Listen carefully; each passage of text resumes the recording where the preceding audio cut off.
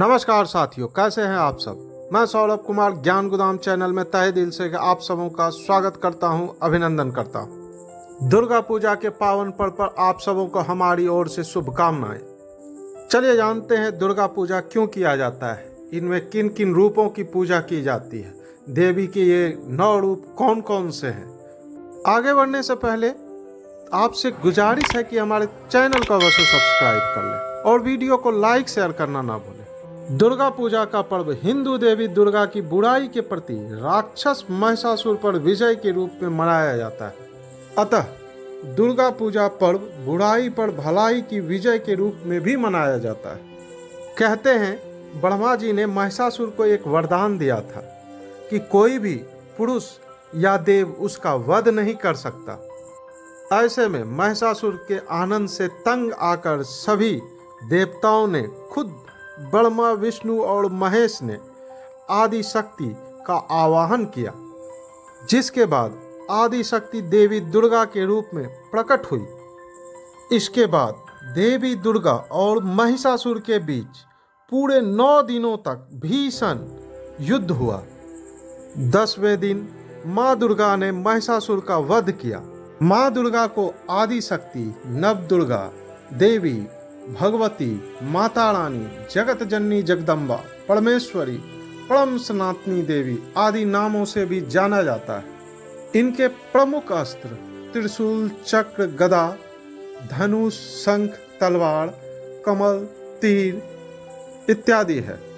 दुर्गा पूजा के 9 दिनों में माता के 9 रूपों की पूजा की जाती है। पहले दिन शैलपुत्री की पूजा की जाती है। मान्यता और कहानी की माने तो पर्वतराज हिमालय के घर में पुत्री के रूप में उत्पन्न होने के कारण इनका नाम शैलपुत्री पड़ा था। नवरात्रि पूजन के प्रथम दिन इन्हीं की पूजा और उपासना की जाती है। माना जाता है प्रजापति दक्ष ने एक बार यज्ञ किया जिसमें सभी देवी देवताओं को आमंत्रित किया, किंतु इस यज्ञ में उन्होंने अपने दामाद भगवान शंकर को आमंत्रित करना उचित नहीं समझा।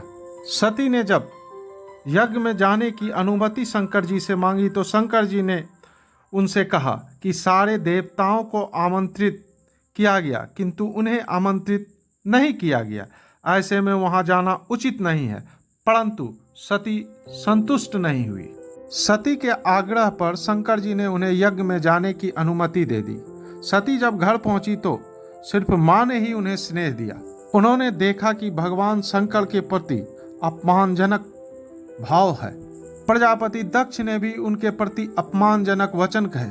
इससे सती दुखी होकर अपने आप को अग्नि कुंड में भस्म कर लिया। इस दुख को भगवान शंकर सहन नहीं कर पाए और उन्होंने तांडव करते हुए इस यज्ञ का विध्वंस कर दिया। यही सती अगले जन्म में शैलराज हिमालय की पुत्री के रूप में जन्म ली और शैलपुत्री कहलाई। इनका विवाह भगवान शंकर से हुआ। शैलपुत्री ही शिव की अर्धांगिनी बनी। नवरात्र के दूसरे दिन मां ब्रह्मचारिणी की पूजा अर्चना की जाती है। इन्होंने भगवान शंकर को पति के रूप में प्राप्त करने के लिए घोर तपस्या की थी। इस कठिन तपस्या के कारण इस देवी को ब्रह्मचारिणी कहा गया। इन्होंने कई हजार वर्षों तक घोर तपस्या की, जिससे इनका पूरा शरीर छिन्न हो गया। तीसरे दिन देवी चंद्रघंटा की पूजा की जाती है। देवी का यह स्वरूप शांतिदायक और कल्याणकारी माना जाता है। नवरात्रि के चौथे दिन कुष्मांडा देवी के स्वरूप की उपासना की जाती है। कहा जाता है कि जब सृष्टि नहीं थी, चारों तरफ अंधकार ही अंधकार था, तब इसी देवी ने ब्रह्मांड की रचना की थी। इसे सृष्टि की आदि स्वरूपा और आदि शक्ति भी कहा गया। इस देवी की 8 भुजाएं हैं, इसलिए इन्हें अष्टभुजा भी कहा गया। नवरात्रि के 5वें दिन स्कंद माता की उपासना की जाती है। इनकी पूजा से मोक्ष का मार्ग सुलभ हो जाता है। माँ दुर्गा के छठे स्वरूप का नाम कात्यायनी है। कहा जाता है महर्षि कात्यायन ने भगवती की कठिन तपस्या की। उनकी इच्छा थी कि उन्हें पुत्री प्राप्त हो। माँ भगवती ने उनके घर पुत्री के रूप में जन्म लिया, इसलिए यह देवी कात्यायनी कहलाई। भगवान कृष्ण को पति के रूप में पाने के लिए ब्रज की गोपियों ने इन्हीं की पूजा की थी। माँ दुर्गा की 7वीं शक्ति कालरात्रि के रूप में जानी जाती है।